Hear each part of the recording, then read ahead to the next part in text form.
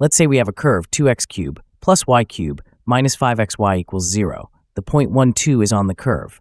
Here is a question. Can you quickly find the y-coordinate of the point on the curve where its x-coordinate is 1.2? You can't use a calculator or computer.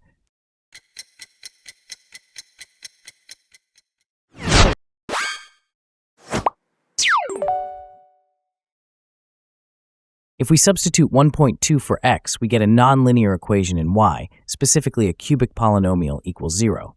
Newton's method is a way to go, but I'd rather trade off a little accuracy for speed and ease, and so I'm looking for some sort of back-of-the-envelope calculation. The idea is to remove the nonlinearity by linearization of the two-variable function. It's rough, but what we'll end up doing is mostly arithmetic. Let's see. Now, since we have a point on the curve, we will go for linearizing the change in f from that point. So first of all, we need to compute the two first partials of f at that point. Differentiate f with respect to x. Partial f partial x is 6 times x squared minus 5y. Evaluating it at the point 1, 2, we get negative 4. Differentiate f with respect to y. Partial f partial y is 3 times y squared minus 5x. Evaluating it at the point 1, 2, we get 7.